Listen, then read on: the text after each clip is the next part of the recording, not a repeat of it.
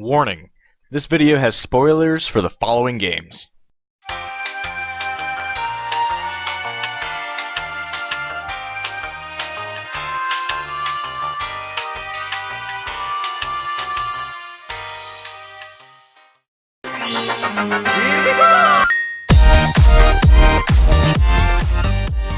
Jeffrey Dahmer, Jack the Ripper, Adolf Hitler. All predominant psychopaths in the world of crazy people. However, they don't even hold a candle to some of the psychopaths that we see in video games. Well, except maybe Hitler. Welcome to the Gamer Game Show, and today we're going to be looking at 10 murderous psychopaths in video games. Number 10. Dead Rising's Adam the Clown, formerly known as Adam McIntyre, isn't your run-of-the-mill crazy clown.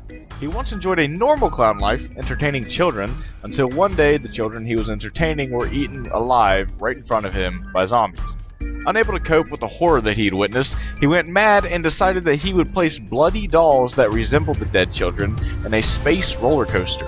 He then proceeded to kill anyone that attempted to turn off the roller coaster, or even those who came close to it. In the end, long story short, good old Adam gets pissed that you don't think he's funny. Everyone used to laugh at me. I was a walking punchline. But not anymore. And he tries to turn you into a chainsaw shish kebab. Eventually, he dies gruesomely by his own weapon.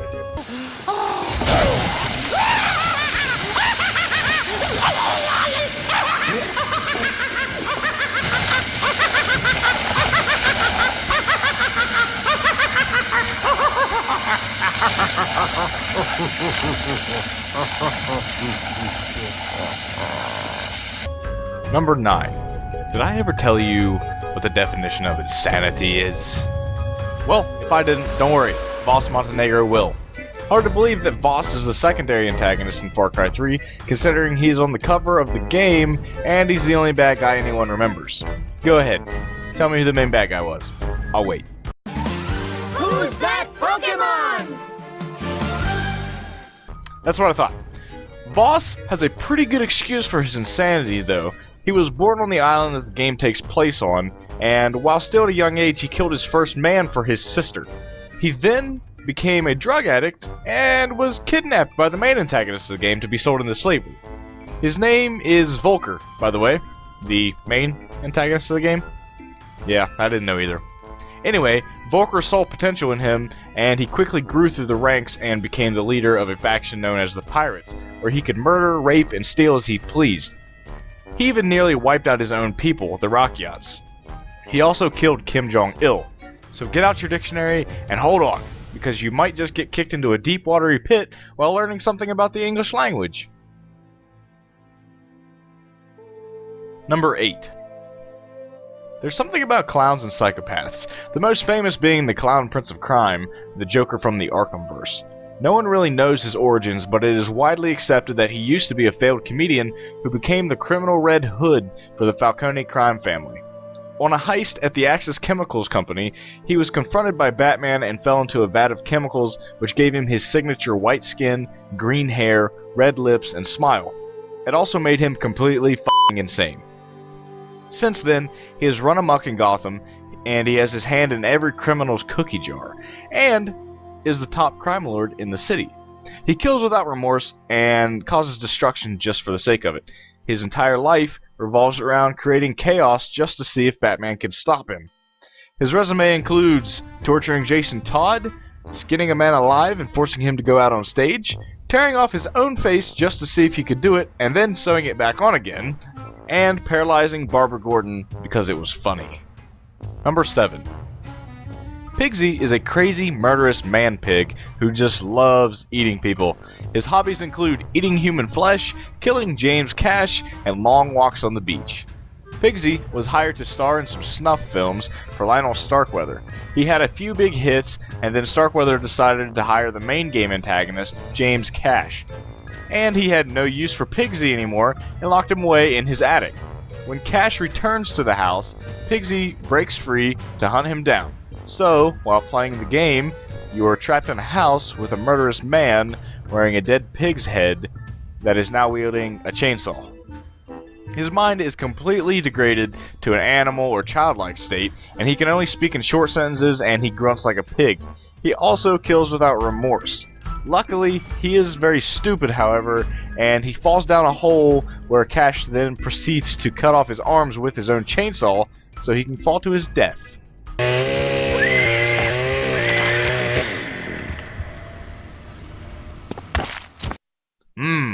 Bacon. Number 6. Okay, so I have a math problem for you. Psychopath plus crazy cult equals what? Yes, Walter Sullivan, the nutbag serial killer from Silent Hill: The Room. Walter was born into a cult called the Order. How original. The cult chose him from a young age as some sort of chosen one to perform a sect ritual called the 21 Sacraments of the Holy Mother, which required him to kill 21 people in order to bring the cult's god to Earth. In the first 10 murders, he removed his victims' hearts for a future ritual and then sewed them back together. Then he'd carve his name and a number into their skin with a knife. You know, so he wouldn't lose count. After his 10th murder, Walter gathered up his victims' hearts, the obsidian gauntlet, the white chrism, and the sex scriptures, to perform a ritual that would allow his soul to live after his death. He also took a knife and carved his memories into his skin. The ritual went wrong, however, and it split his soul into 2 parts, the child half that wanted his mommy, and the psychopathic killer. He was arrested before he could finish the ritual by dying, however he killed himself in prison with a spoon. The child half of his soul moved on, while the psycho-crazy part went to the cemetery and dug up his body. He continued to kill even after his own death until his body and soul were killed, putting an end to the 21 Sacraments, putting his body count at only 20. Number 5. Trevor Phillips is everyone's favorite psycho. Trevor grew up with a physically abusive father and an emotionally abusive mother. He joined the military in the late 80s to get out of the home, and he learned that he was a pretty good pilot. When he retired in his early 30s, he met up with Michael, who showed him that he was also pretty good at robbing banks. After the heist that took place at the beginning of GTA 5, Trevor went to prison. He is your textbook psychopath, with his mood swings, violent outbursts, and his inability to show sympathy. He's crushed in people's heads, burned down houses, thrown an Asian drug lord into a freezer, and has killed too many innocent people to count. As crazy as he is, he has a funniness and a loyalty to him. However, at the end of the game, you can decide to kill him, so his psychopathic reign won't end up getting you killed. Number 4. You thought your family was messed up? Well, then you haven't met the St. John family. Actually, they're more functional than most families now that I think about it. Anyway, the family consists of 3 members minus the dead husband/father. Brenda, the mother, and Andrew and Danny, the brothers. They seem like the perfect country family. They have a farm that is well defended from walkers and bandits, they have a cow for milk and butter, and they live off the land. Sort of. Turns out the all-American family is actually a family of cannibals. They take those who are killed or injured and butcher them like animals for food. They don't see anything wrong with it. Brenda even mentions that she was raised not to waste anything, including human flesh apparently. The family is ironically killed by the dead, depending on your choices that you make in the game. Brenda is even killed by the man that she had made for dinner that night after he turned into a walker. Talk about coming back to bite you in the butt. Okay, I'll stop, I'm sorry. Number 3. Holy crap. Hold on.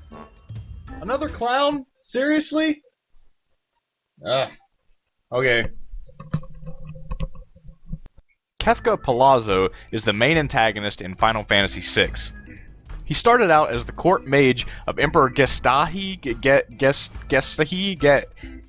whatever, you get it. He took orders from the Emperor, however, behind his back he was attacking towns and draining power from them until he was powerful enough himself to overthrow the Emperor. Kefka became powerful enough to take control of the Warring Triad and practically became the god of magic. He's aggressive, loud, short-tempered, and bent on destroying everything and everyone.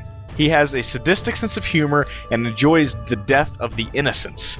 And as any good psychopathic clown, he has a maniacal laugh, and more one-liners than Rodney Dangerfield. Number 2. Marcus Needles Kane, another nutjob clown, is number 2 on our list. Kane was once a normal middle-aged man with a family who worked as an ice cream man at Sweet Tooth's Ice Cream Company.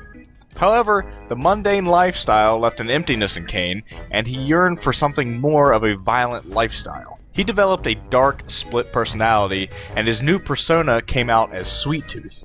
His first action in his new body was to carve his clown mask and kill his entire family, except for his daughter. She managed to stab him in the eye with a pair of scissors and got away. He followed her to a hospital and killed doctors, patients, and innocent people just to get to her. However, she had left before he even arrived. He continued to murder relentlessly until he heard of the Twisted Metal competition. He joined in hopes that he could win and use the wish that you received from Calypso as the prize for winning to find his daughter so that he could slaughter her. When Sweet Tooth won the competition, he wished to be sent to where his daughter was hiding for all these years. However, she had killed herself years ago, so he was teleported to her coffin, burying him alive. Number 1. Our number 1 selection is very controversial, not important from hatred. When this game came out, there was a lot of controversy around the main goal of the game. His goals were to kill as many people possible, access New York City's nuclear power plant to cause a nuclear meltdown and kill everyone, and to die in the most violent way possible. He is only known by 2 names, the Crusader and Not Important. His story goes like this. He leaves his home and kills all policemen and civilians in his path. He then goes to the police station and kills the remaining police officers and civilians. Then, he enters the sewers to kill a team of SWAT officers. After he gets away, he hijacks a train, killing everyone on it, and learns about a nuclear power plant in New Jersey. He overwhelms a military base, taking everyone out, and after killing everyone in his way, he makes his way to the plant and now has the military after him. He gets to the plant and plants C4 in the building. He tries to get an engineer to overload the reactor, but when he gets frustrated, he kills him and types in the code 666 into the console to overload the reactor. A group of soldiers arrive and violently shoot him down. With his last bit of strength, he says, "I wonder if the explosives will work." He then activates them, and when he knows the city is destroyed, he says, "Well, they did." That was our top 10 list of murderous psychopaths in video games. Do you agree? Disagree? Are there some we missed? Let us know in the comments. We'd love to talk about it. And if you enjoyed the video, hit that like button. It helps us out a lot. And if this is your first time at the Gamer Game Show, then please consider subscribing for more videos just like this one. Once again, thank you for watching the video, and we will see you next time here on the Gamer Game Show.